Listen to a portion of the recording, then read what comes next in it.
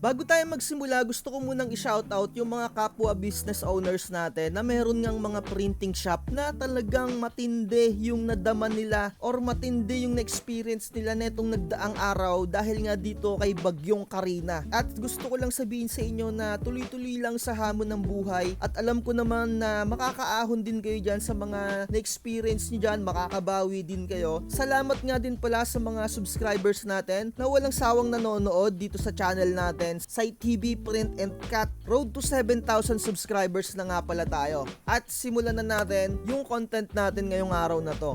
Isang araw na nga lang ay pasukan na at eto yung pinakaunang-una nyong pwedeng mai-offer sa mga student. Eto nga yung name tag. Unang-unang araw pa lang ng pasukan, kailangan na ng mga estudyante ng mga name tags. Syempre para makilala sila ng kanika nilang mga teacher. Pero kung kilala naman na sila, syempre hindi na kailangan ng mga name tags. Pero sinasabi ko sa inyo, kailangan to lalong-lalo na yung mga nasa kinder, grade 1, grade 2, yung mga ganyang grades or even parang mga grade 6 kung naaalala ko, gumagamit din ng mga name tags na ganito. So dito nga sa video na to, tuturuan ko kayo kung paano mag-design netong name tags na to sa pamamagitan ng Canva. Para makagawa tayo ng design, unang-una nyong gagawin, alamin nyo kung gaano kalapad or gaano kahaba at kataas yung magiging name tags ninyo. At mag-ready kayo ng mga materials. Kailangan nyo dyan ng photo paper, kahit anong GSM. At kailangan nyo dyan ng laminating film, hot laminating film, at kailangan nyo ng laminating machine. Kung PVC naman ang inyong gagamitin, syempre, mag-ready kayo ng PVC kung saan dun nyo ipiprint yung inyong mga design. So, sa singilan naman neto, kung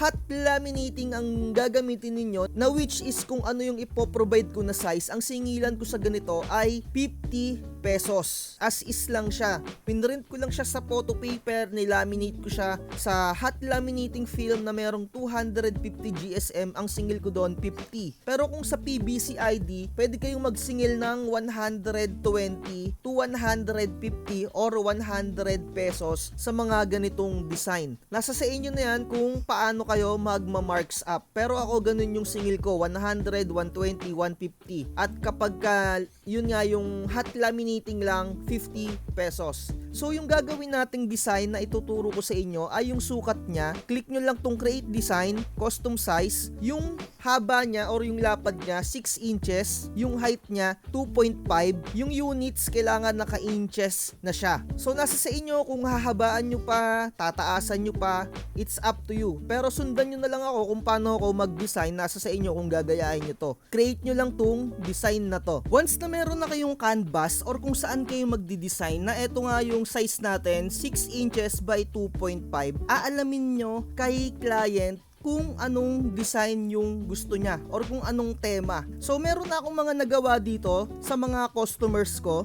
Medyo madami-dami na rin to kasi meron din akong mga templates. So etong nasa Canva ko, eto yung mga nire-request ni client ko. So ipapakita ko sa inyo ganyan. So eto yung ituturo ko sa inyo kung paano gumawa ng ganyan. So unang aalamin ninyo, kukunin nyo yung detalye ni customer, kung ano nga yung tema niya. So eto nag-request sa akin, gusto niya kurumi na design. Hindi ko siya alam pero ginugel ko na lang, eto yung lumabas. So kunin nyo yung nickname, kunin nyo yung full name, kunin nyo yung grades kung gustong merong nakalagay na grades and section. At kung gagawan nyo naman ng back part, syempre additional yon. Mamaya sasabihin ko sa inyo. So sa back part, kailangan may nakalagay na in case of emergency, please contact. Ito yung pangalan ng parents. Syempre, kailangan ng contact number at address. So, ang una nyong gagawin dito, gumawa muna kayo ng pinaka-background niya.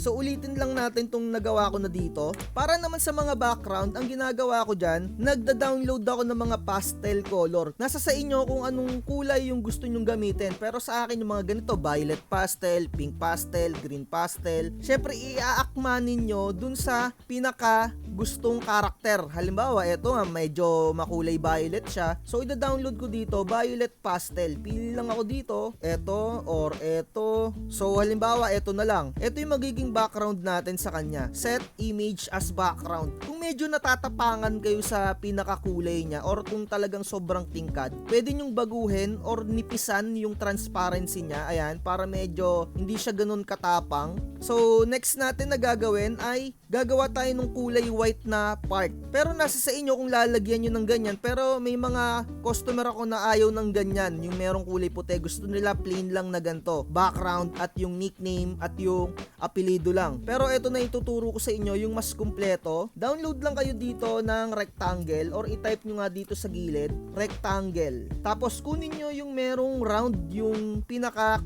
edge nya. I-resize nyo lang ng ganyan. Nasa sa inyo kung gaano ka laki or gaano kahaba yung kulay white na part, na make sure lang na magiging pantay yung dulot-dulo niya, yung spacing dito at spacing dito. So sa tingin ko medyo okay na tong ganito. Babaguhin ko lang to ng kulay puti. Change color nyo lang yan ng white. And then, ayan na. At para sa details, no, kailangan hello, my name is, ganyan. So, ikakopy ko na lang to dito at etong isa pa. So, para makakuha kayo ng ganitong text box, dito lang to sa may text. Click nyo lang tong text. Click nyo tong add heading. Ayan na yan. Kinapi-paste ko lang yon kasi ang gusto kong font yung ganito, Mary Kate. So, nasa sa inyo kung anong font yung gagamitin ninyo. Halimbawa, ang pangalan nga ni customer or yung nickname nung bata ay Gem. Pili lang kayo dito ng font style. Napakadami mga font style dyan. Nasa sa inyo na kung ano yung pipiliin nyo. Pero para sa akin, ito yung gusto ko. Kakopy ko na lang to dito. Gem yung ilalagay ko. Ganyan. Tapos, kung anong kulay yung gusto nyo, pili lang kayo dito. I-akma nyo lang dun sa pinaka-tema ng inyong, halimbawa, yung anime nga. Kung kulay pula, gawin yung kulay pula yung mga fonts. Basta i-akma nyo na sa tingin nyo ay maganda. So, para sa akin, sa ngayon, ito, yung violet. Tapos, lalagyan ko siya ng effects para medyo meron siyang outline. Nasa sa inyo kung tataasan nyo yung thickness ng outline, kung ganyan, kung sobra, or kung medyo saktuhan lang. So, kung lalakihan nyo pa, stretch nyo lang ng ganyan. So, ito yung nickname. So, kuha lang ulit kayo dito ng text box. Pindutin nyo yung alt, tapos i-drag nyo lang siya para makapag-additional kayo ng pwede pang lagyan ng mga text. So, dito yung full name niya. Halimbawa, Gemeline A. Alonte. Pahabain nyo lang yan ng ganyan. Tapos, medyo ipagitna nyo itong alignment. Ayan, center. So, ayan na. Meron na tayong nabubuo na design. At gumawa ulit kayo ng isa pang ganito. I-drag nyo lang ulit. Alt, tapos i-drag nyo yung mouse ninyo para magdoble. Or pwedeng copy-paste. Copy, tapos paste nyo lang siya. Halimbawa, grade 1, tapos section, Sampaguita. Kunyari lang to, mga tropa, no? Yan. Tapos, gusto nga ni customer, Kurumi, which is hindi ko to alam. I-download nyo na lang to dito, i-search nyo lang sa Google or kahit sa mga Pinterest, maraming mga design dito na magaganda, i-copy-paste nyo lang. Kung ano yung sa tingin nyo yung medyo cute yung datingan, no, nasa sa inyo. So, halimbawa, eto na lang. Random lang to, no? Paste nyo lang dito. May kita nyo meron siyang background na kulay puti. Kailangan naka-Canva Pro kayo para ma-remove nyo yung mga background nya. So, kinlik ko lang tong edit image, remove background. So, ilalagay ko siya dito sa isang tabi. Pwede ko pa siyang i-flip or ibahin yung position niya. Halimbawa, ganito. Yung ganyan, nakaharap sa ganyan. Tapos, stretch ko lang to ng konti. Tapos, etong kulay white na to, medyo bawasan nyo ng transparency. Medyo ganyan, no? Para hindi siya white na white. Pero nasa sa inyo. Tapos, etong image nyo dito, i-drag nyo lang siya ulit, i-flip nyo siya ulit, tapos palakihin nyo lang para medyo maganda-ganda yung design dito. Ayan, nasa sa inyo na yan, no? Ganyan lang kadali maggawa ng design dito para sa mga name tag. So, transparency ulit, bawasan nyo. Ayan. So, kahit pa paano, meron na tayong nagawang pang name tag. So, ayan, check nyo lang yung mga nagawa ko dito. Kuha lang kayo ng idea. Ganyan lang kadali gumawa ng mga design. So, eto may mga leaves pa dyan, mga dahon-dahon. Nasa sa inyo yan. Halimbawa, ganito. Download nyo lang. Lagyan nyo lang ng mga kung anik-anik, kung ano yung aakma. So, dito naggawa ako ng mga dahon-dahon dito. kumuha ako dun sa mga wedding template ko na mga design. Eto, no, meron akong nilagay dito na dahon. Nakita ko kasi parang bagay na merong dahon-dahon. Ayan, no, nasa sa inyo yan. O, diba? Meron na tayong pangharap. So, ganun lang din yung gagawin nyo para sa next page. I-copy nyo lang to or duplicate nyo lang to. Tapos, palitan nyo lang yung nakalagay dito, name. I-type nyo lang tong in case of emergency. Ito yung sa likod na part. So, stretch nyo lang to ng ganyan. Tapos, kung gusto nyo i-adjust tong mga logo dito para mas kita yung pangalan, ganyan, dito sa pinakataas. Syempre, ito yung pangalan ng parents. Halimbawa, pangalan ng parents niya ay Alvin.